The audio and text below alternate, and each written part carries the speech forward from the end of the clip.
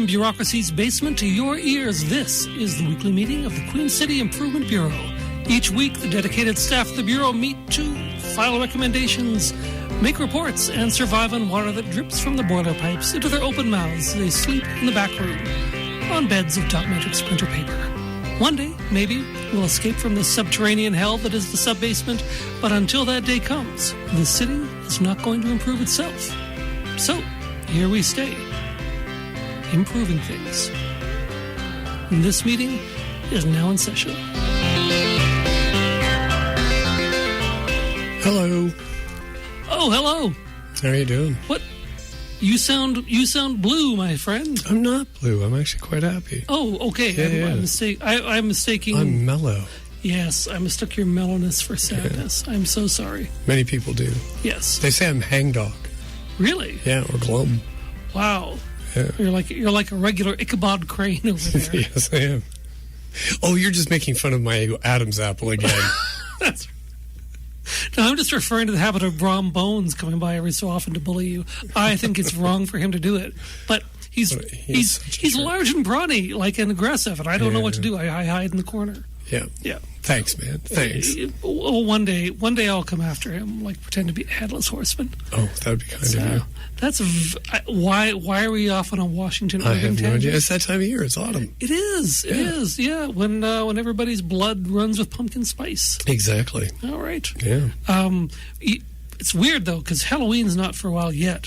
No. But as you may know, I do. Just 2 days before Halloween, the 29th of October, comes something even scarier than Halloween.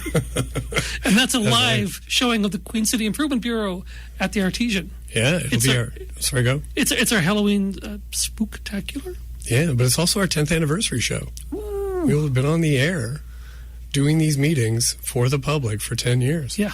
Yeah. And it's the it's going to be the Queen City Improvement Bureau. Yes, I like that. Yeah, I say it every so often, but now it actually works. Yeah. It actually applies. Shall we do attendance? We should do attendance. I am Aiden. And I am Paul. And that's attendance. And we have a guest. We do. No quorum, but we do have a guest. True. We have Bill Nair from the City of Regina. Hey, Bill. Hey, it's wonderful to be here. They usually don't let me pass the print shop in the basement, so to get this far down is a rare treat. Great. There's a print shop. Yes, indeed. And by the way, I was so excited to hear about the Christmas album, Aiden, and I'm hoping you're going to allow for pre-orders soon. You just keep an eye out, and it will be coming. I know what a lot of my friends and family are going to get for Christmas this year. Uh-oh. Okay. Well, thanks for coming, Bill. What's your title? My title is officially the Manager of Housing. Oh, wow. That's a big portfolio. It is a big portfolio. We're a small but mighty group. There are three of us, soon to be four.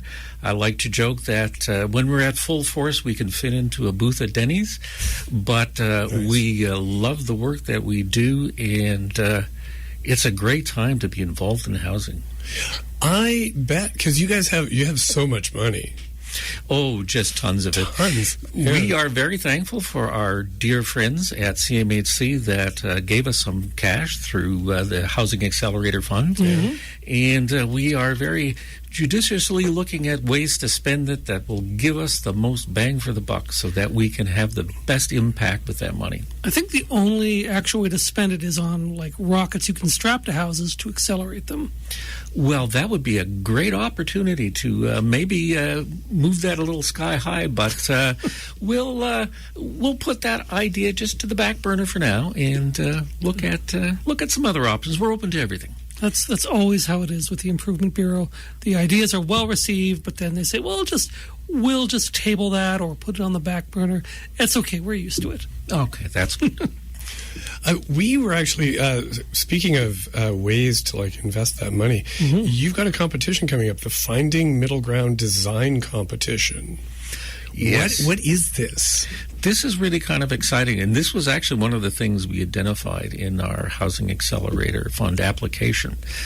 Design competitions, everybody loves a good design competition, but they can do a lot of things. And when we talk particularly about missing middle, that's a really interesting area of discussion, because a lot of people really don't understand what missing middle housing is. And it's something that if you walk a number of the more older neighborhoods of the city, you'll quite find it.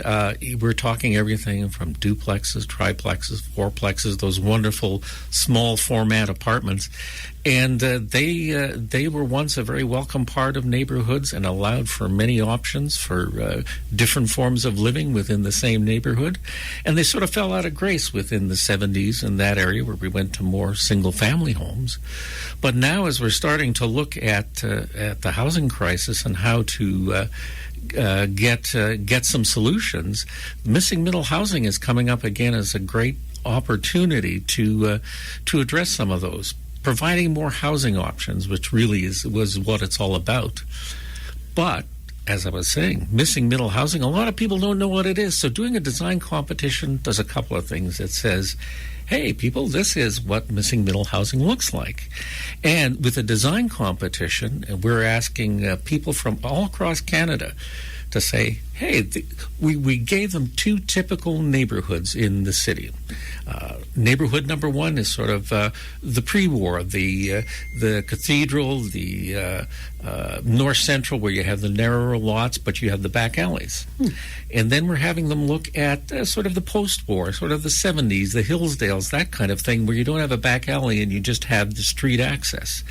And we're saying, these are what these neighborhoods look like. We want you to take our new and improved zoning bylaw, which allows for as of right and more units in certain areas, and imagine what they could be in the context of the neighborhood. We're looking for ideas that really fit well within the context, within the feel of the neighborhood.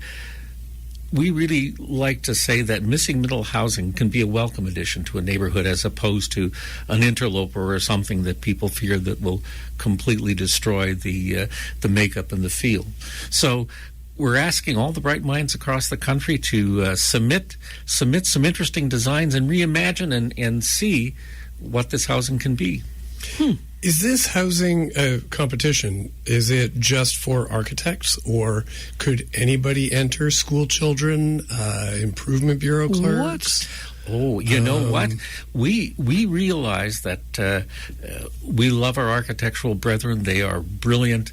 But in an opportunity like this, we made the conscious decision, as we've seen some other recent design competitions, and opened it up to everybody. You don't have to be a licensed professional.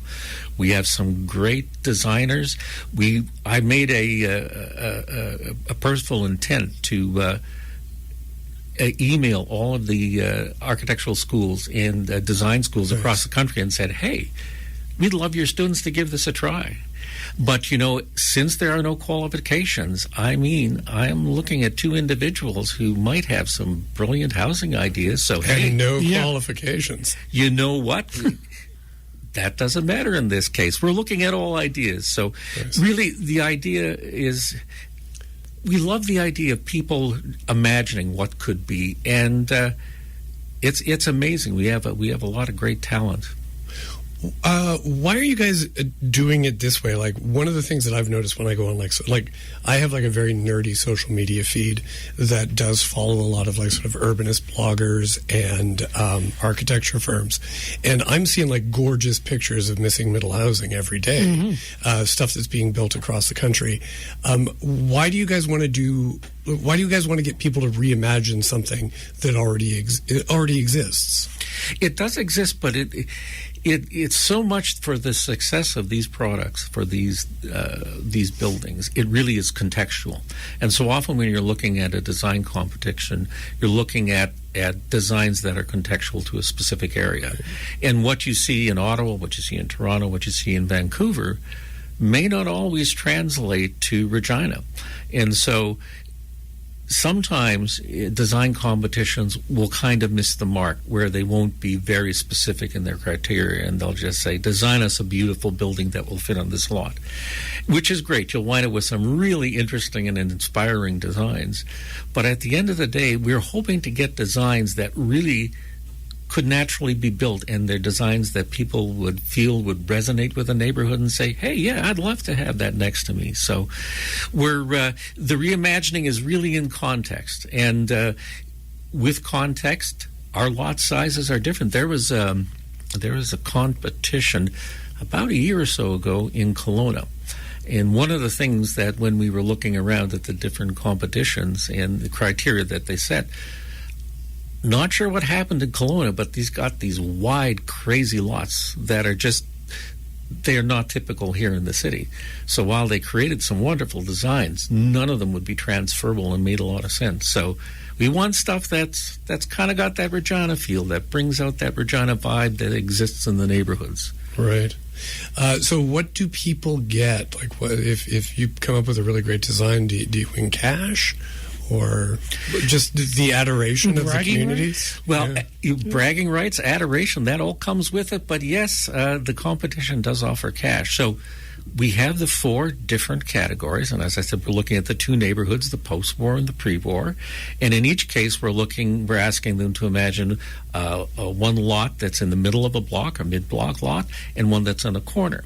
So we have 4 different categories, and within each category, there's a first prize of $10,000, a second prize of $5,000, a third prize of $2,500, and then 3 honorable mentions of $1,000. So there is a cash reward to it, besides all the adoration and fame and love of the public that comes along with it. Wow, I could really use an honorable mention right about now. Mm-hmm. Hey. Tired of all those dishonorable mentions. Yeah. So one of the things that has changed in our zoning code is that fourplexes are now as of right. Is that what you're going to be aiming for, fourplexes, or are you looking into maybe like low-rise apartment buildings or...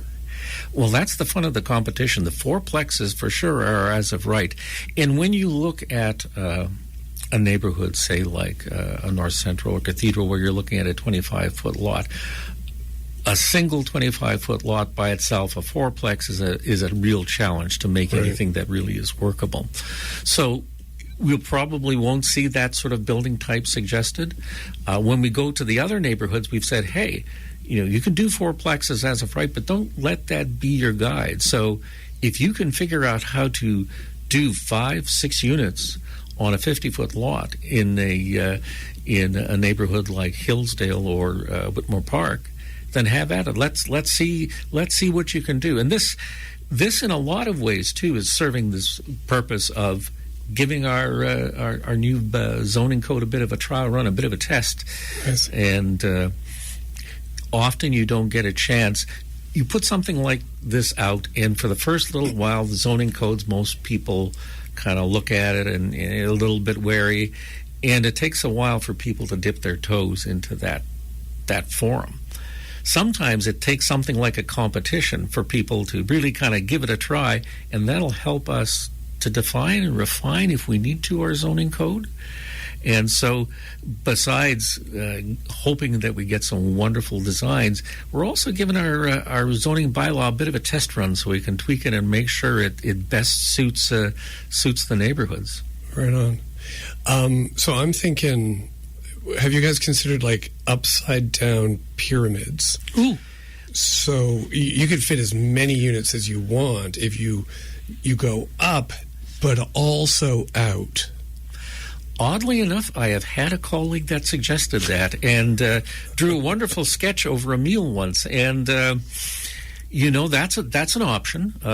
We definitely don't want to discourage creativity in its form. So if you feel that you have a concept that would follow that form, then go for it. You might lose some points when we talk about, scoring on the context in the neighborhood.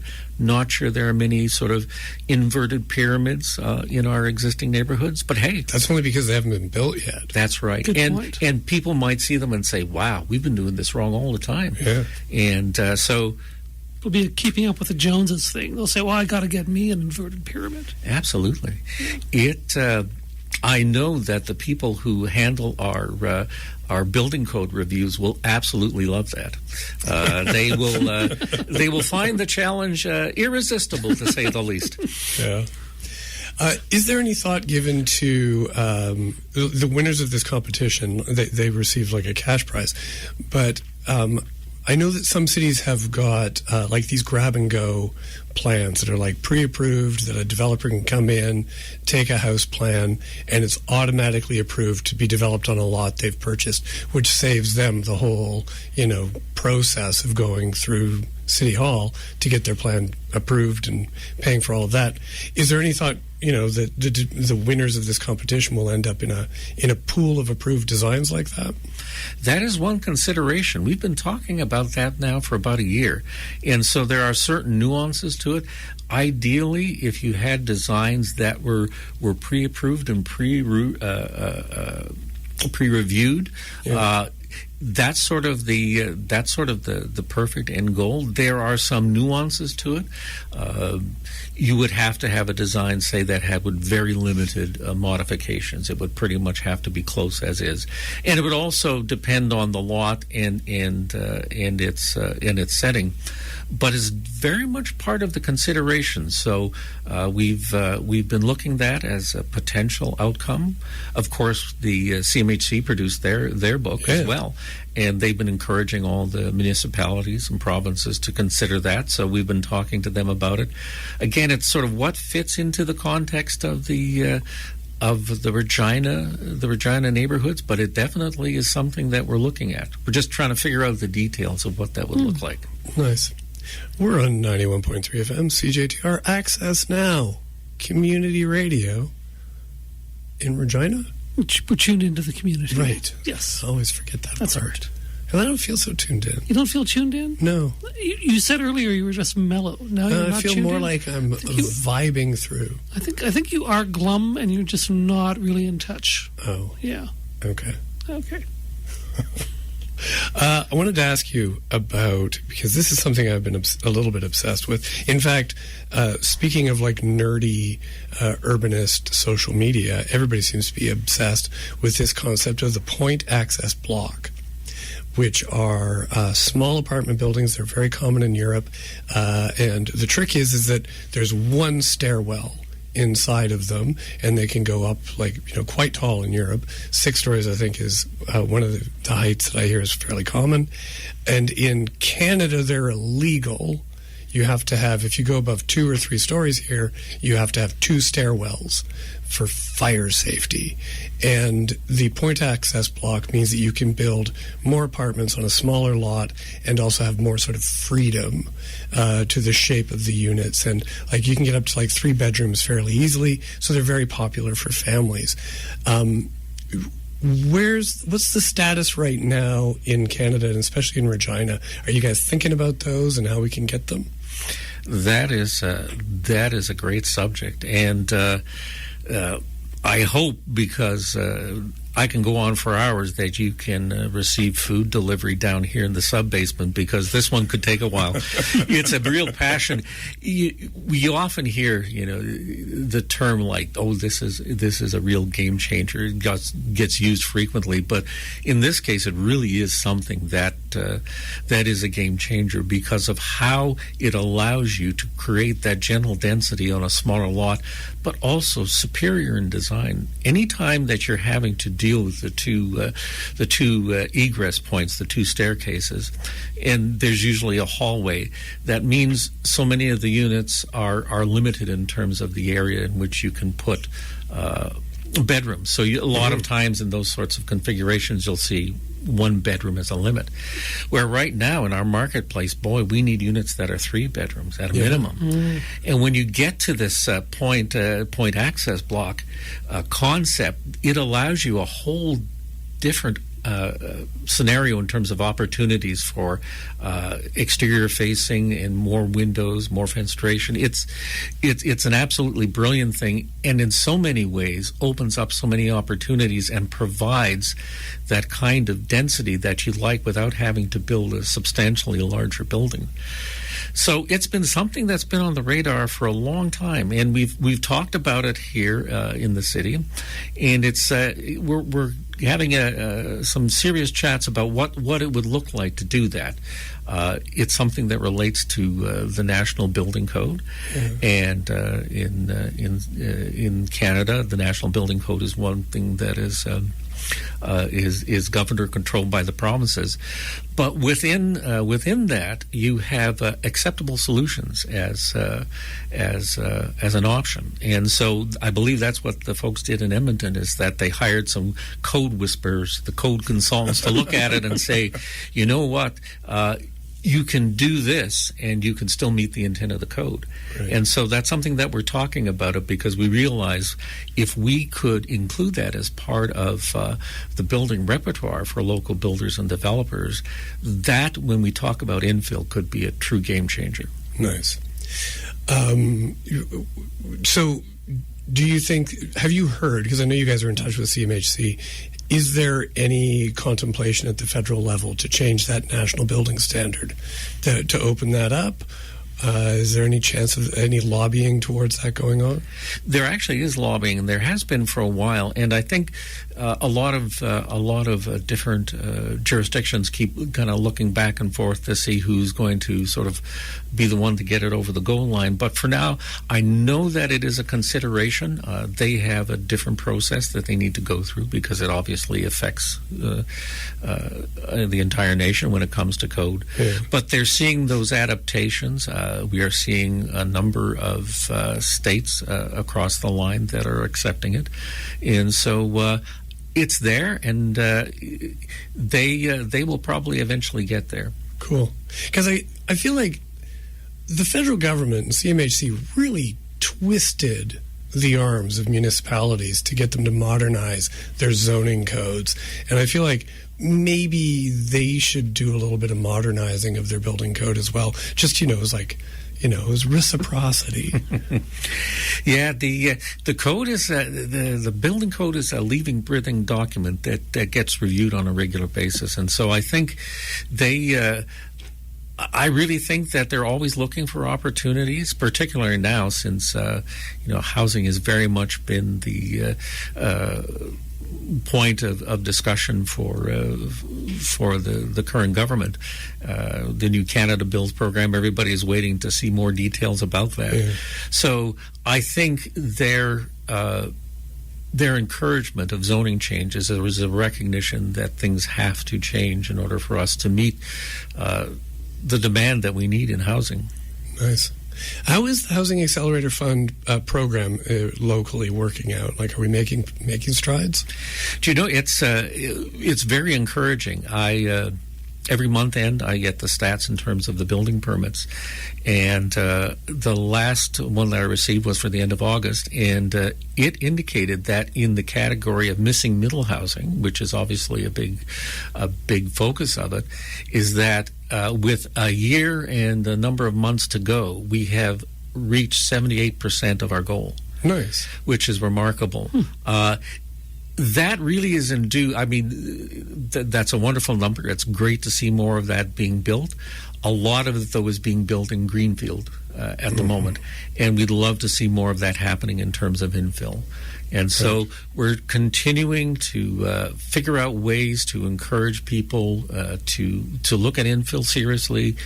We have a number of different housing incentive policies that are towards that, but regardless, we're happy to see the numbers, and so a lot of the goals of half are being met. Nice. Well, we've got a couple of minutes left, and I didn't warn you about this, but I remember you from when you were showing up as a consultant before you even got hired at the city, and you had been working in North Central. And out of that came the whole North Central Revitalization Program, and a cornerstone of that, which I was really excited about, is, now I'm going to use the wrong term for it, but the North Central Community Land Bank. Land Trust. Land Trust, how's that going? It is. We've got a report, pretty much calling it now an omnibus report, going in mid-October with regards to HAF. And one of the things that it does address is helping to assist with the development of the Community Land Trust. Cool. I'm really pleased. One of the bits that I'm very excited about is that not only as the manager of housing, I get to work on housing, but our branch also holds the portfolio of North Central Revitalization, so we're very much involved with the on-the-ground work. And so that is something that is in the works. There are a number of things that we're bringing to council at that time, and if they go forward, we'll be able to move forward on a couple of initiatives, and that would be one of them. Cool. You were working with a group of young people, North Central Strong. Are those kids still involved, or are there new kids getting involved in North Central? We have some of the existing kids who are part of the first group, but it has expanded. I've had a chance to hang out with them a number of times, and there are 20 plus now. Wow. They are possibly some of the most amazing human beings you would ever want to meet. Yeah. They are inspiring. Anytime I leave their presence, I'm thinking, wow, if the world is in their hands, we're going great places, because they have great vision. They have huge love for their community, and their involvement is critical to doing the work in North Central and getting it right. Nice. That's really exciting. Well, maybe just let them know it's a little cramped down here for 20, but if they ever want to come by the Improvement Bureau and talk about what they've been up to, they're more than welcome. They would absolutely love it. They love telling their story, and each one of them as well has a wonderful, amazing personal story. So if I will share that invite with them, and I'm sure that some of them will be glad to take you up on it. Oh, excellent. Okay, so how do people, with the Missing Middle Housing competition, how do people enter, and where can they get more information? We have the information on the website, which is Finding the Missing Middle. I went completely blank. Isn't that terrible? Something I've been working on for for the past little while. It's on the city website. Missing Middle. Do the search. It'll come up. We can't do everything for you, people. I know. Google exists. It exists. Is there an AI overview? Oh, here it is. Regina.ca / oh my gosh. / Housing Accelerator Fund, and it's a sublink in there.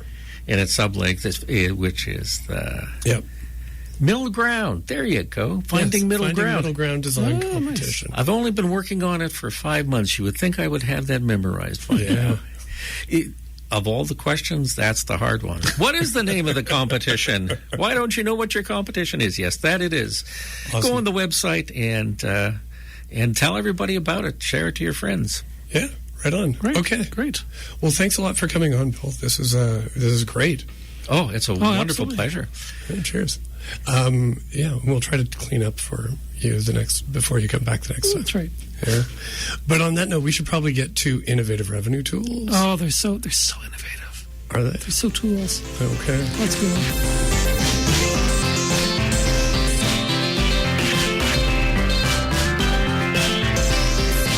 And we're back with innovative revenue tools after our interview with Mr. Bill Mayer, housing guy from City Hall, upstairs.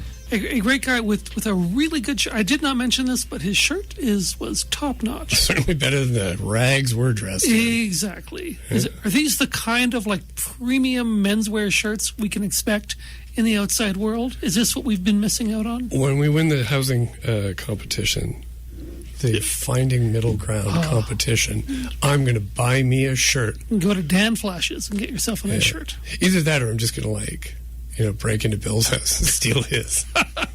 We can do that too. Yeah. So, are we going to enter the competition? I think so. I actually have, while Bill was talking, and I was listening with rapt attention, I was actually not always listening, because I was coming up with ideas of my own for the Finding Middle Ground housing competition. What do you got? Well, they're each inspired by a different facet of daily life, a different spigot of daily life.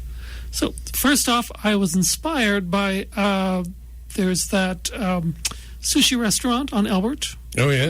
Hachi Sushi? Hachi Sushi. With the conveyor belt? With the sushi train. Yeah. And I thought to myself, one of the problems, I don't own a car, and also I live in the sub-basement.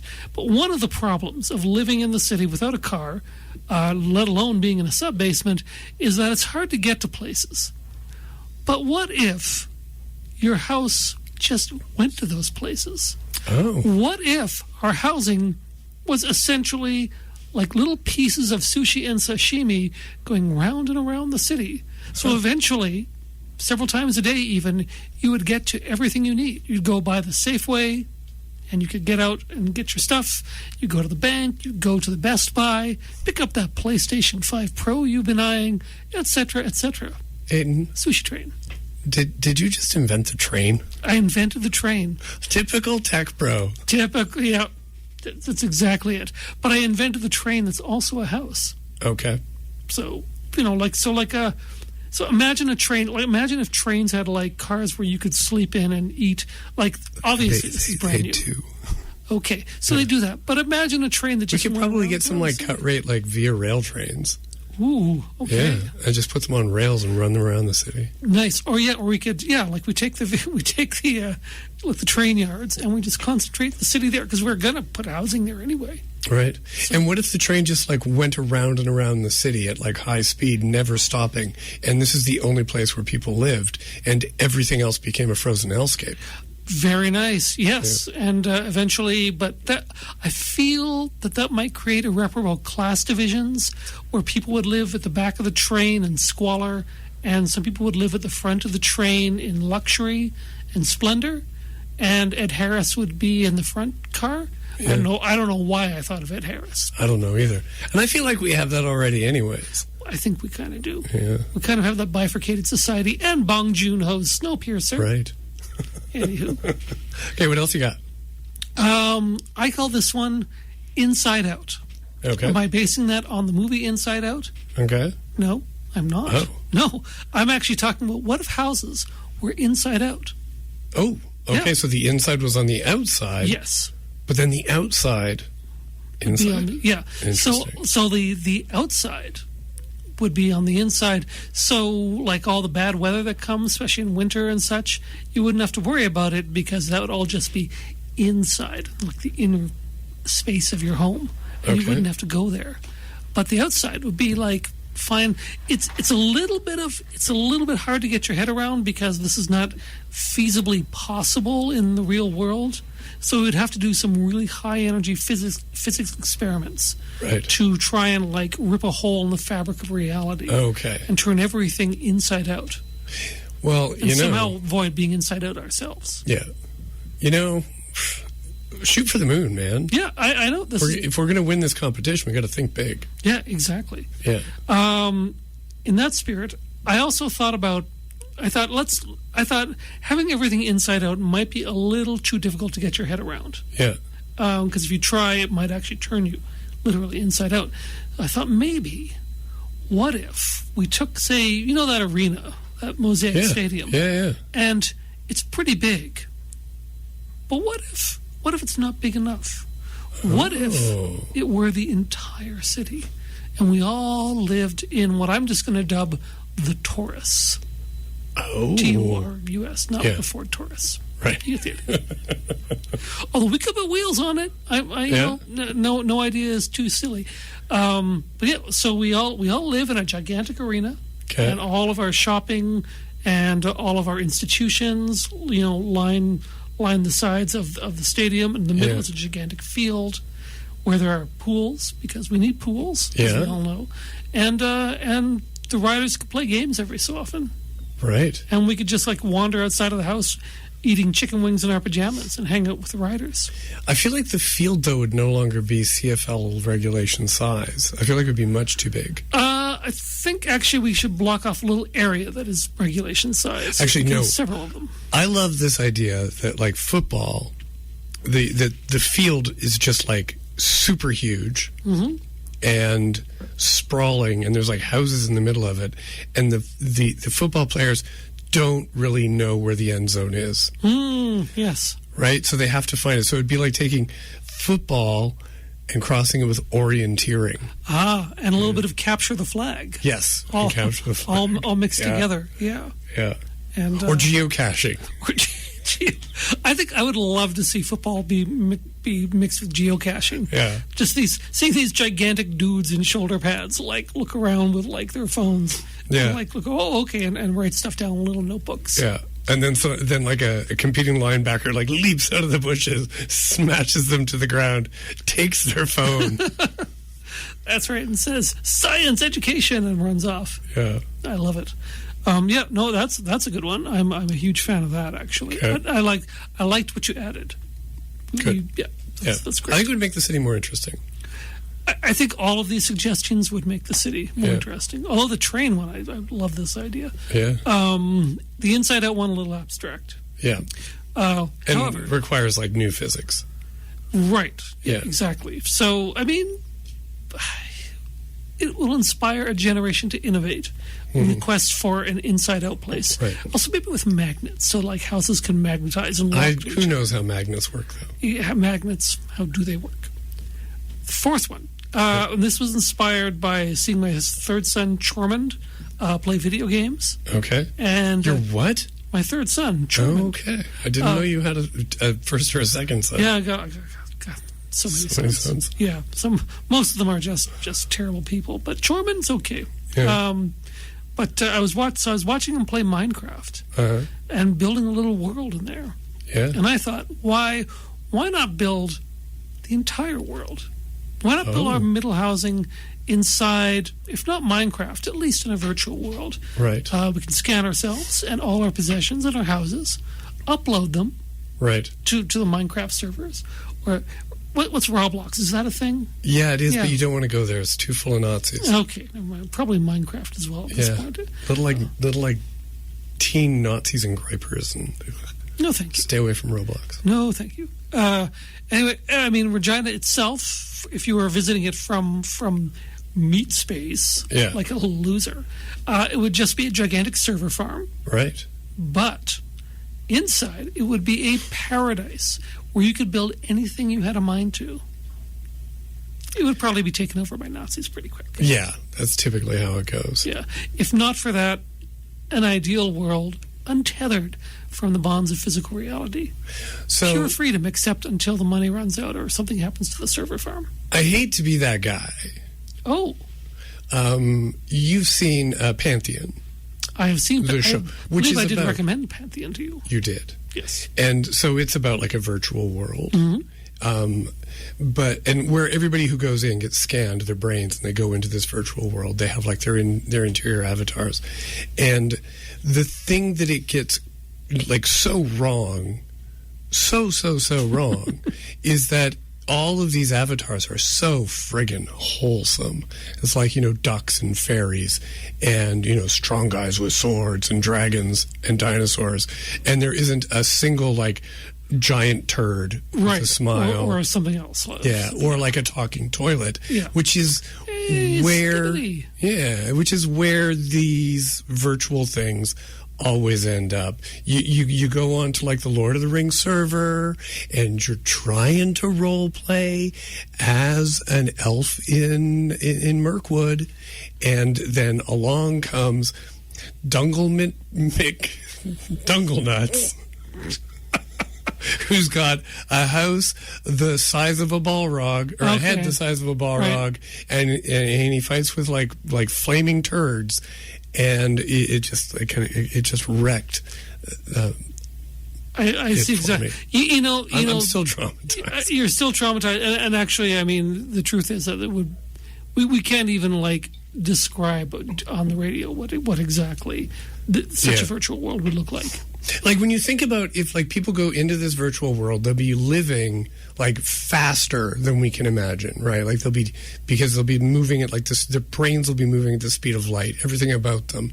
And so like decades will be just like flying by in the matter of seconds. It'd be like, like a fairy world in fiction, right? Right. But yeah, the inside jokes and the memes will also evolve at that speed. Wow. And so it would, like, within 15 minutes of your virtual Regina coming online, it would be incomprehensible to meet space humans. Probably, yes. Culture would evolve at such a rapid clip. Like, the memes would, like, reach neutron star levels of density. Yeah. Yeah. And then we would all just implode, I'm sure. Yeah. And then it would just be over. Yeah.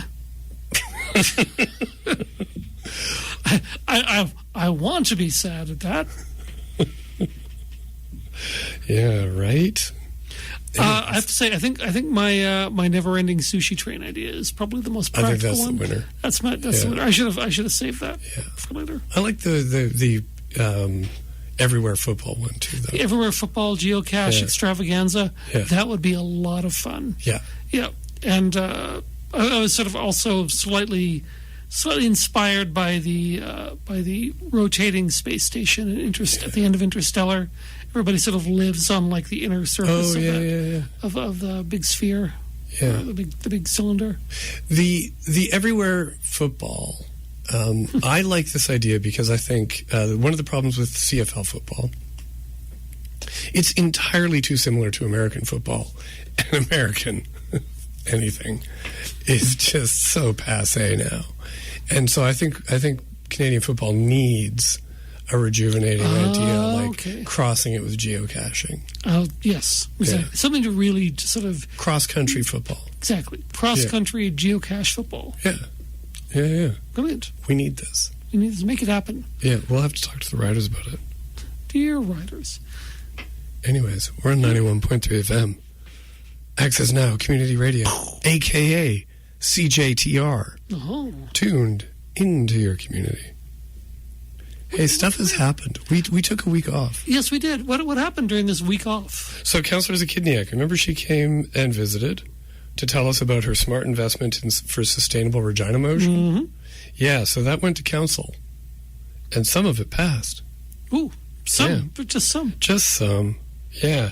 So the bit about trying to do something with the carbon tax that's gone away, the money that we aren't spending on carbon tax, that passed, with only Councillors Bezo, Rasevich, and Siklis voting against.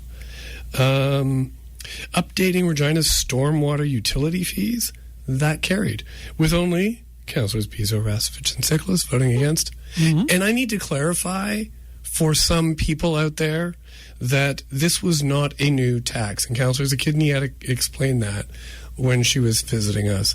We already have these runoff fees in Regina. This would just be updating the program and finding a way to use those fees for our climate adaptation goals. Bingo. Something that lost. Coming up with targeted time-limited tax exemptions for businesses or people who use clean technology or upgrade their facilities to their house. That lost with Bezo, Councillor Bezo, Burton, Mancinelli, Rasevich, Siklis, and Turnbull voting against. I don't know, man. Also lost, this was my favorite, and it was an adjustment to Regina's parking fine structure so that some money could be used to fund transit. That also died, and that was killed by Councillors Bezo, Burton, Fro, Mancinelli, Rasevich, Siklis, and Turnbull. And this kind of bugs me because one of the things the council's always talking about is we can't raise property taxes. We need to find new ways, innovative revenue tools.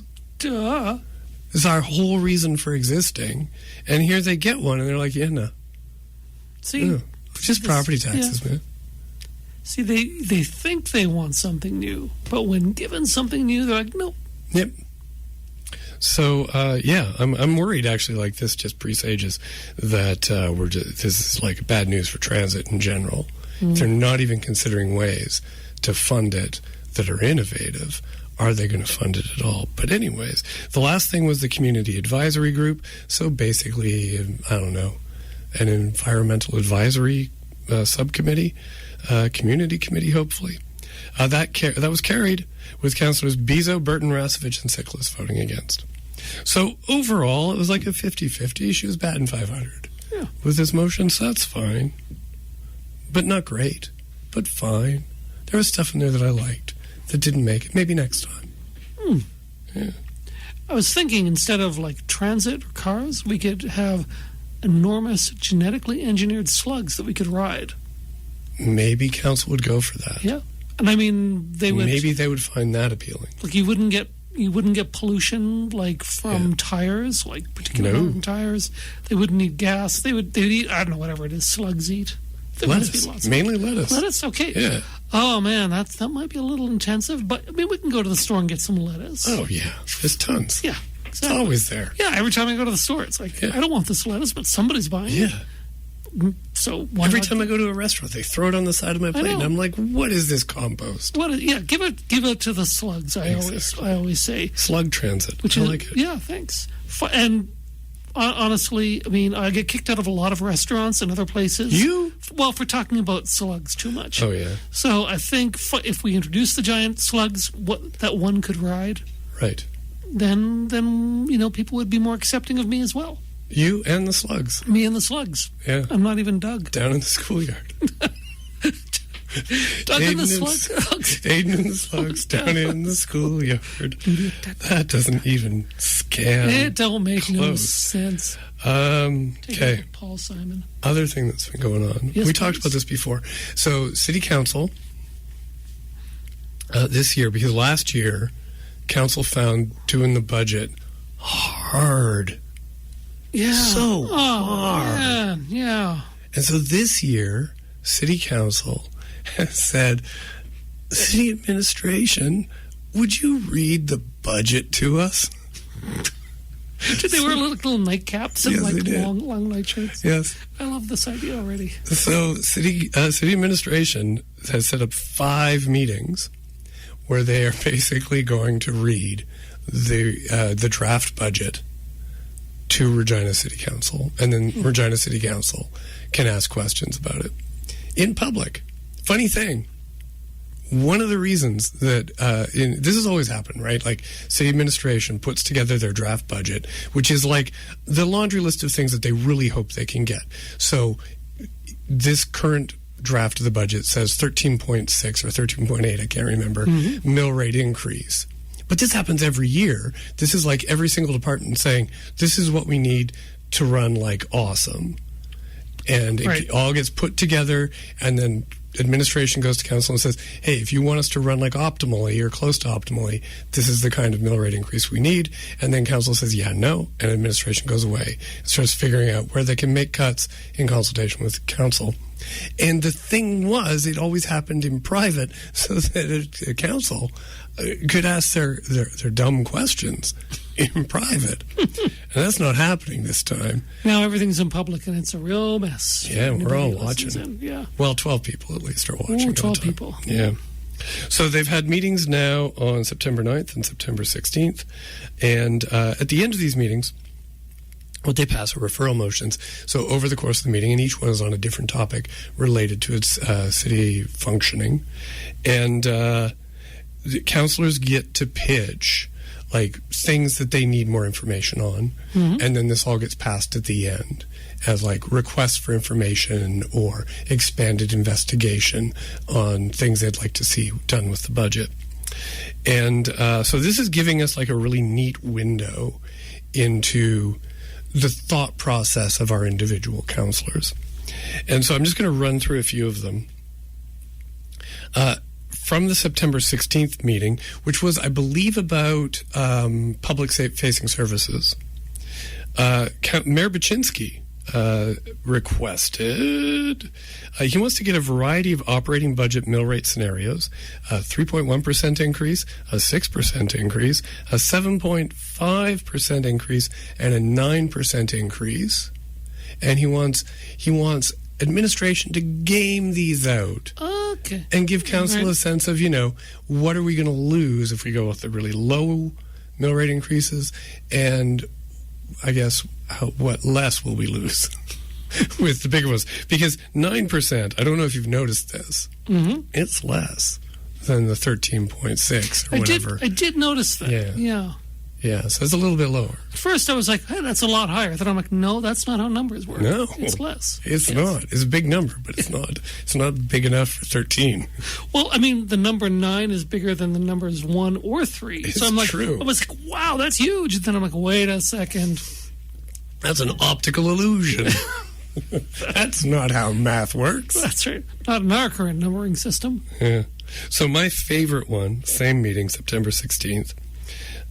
This one is asking for administration to game out what an 18.5% reduction from the current general operating forecast for 2026 would look like.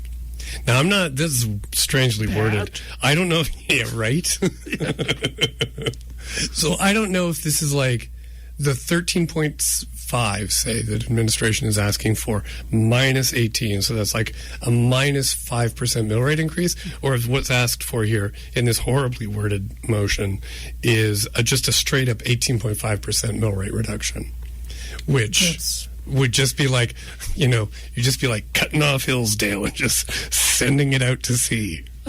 I'm just imagining Mayor Baczynski as a dietitian. Okay, let's game it out. What if instead of like consuming 2,000 calories a day, we just cut off your head? Yeah, we just.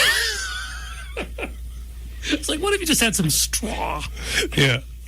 Just cut it off your head.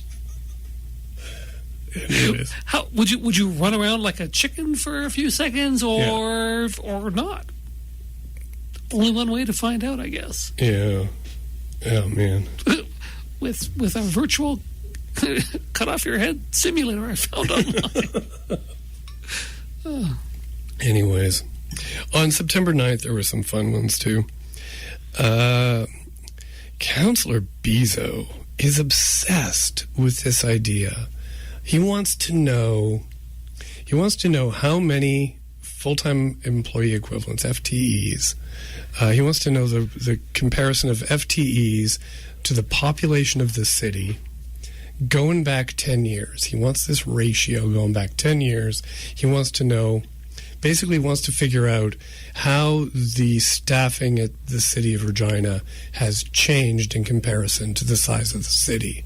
And this is data he really is desperate to know.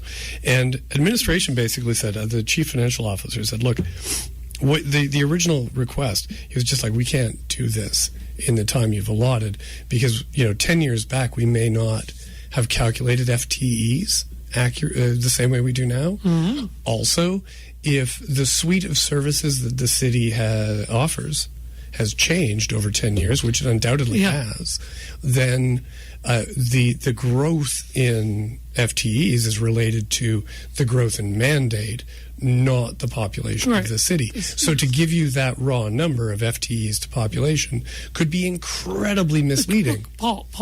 Right. Paul. Yeah. Paul. Aiden? I'm sure, Paul. Aiden? I'm sure that Councillor Bezo knows what to do with 2 numbers. I'm sure he's like, I know what to do with these numbers. Yeah. What? Just he's going to cut one. I think that's pretty clear. Yes. I don't think it's going to be the population of the city. If it is, we need to have remove other questions. That's for Councillor Bezo. Exactly. Yes.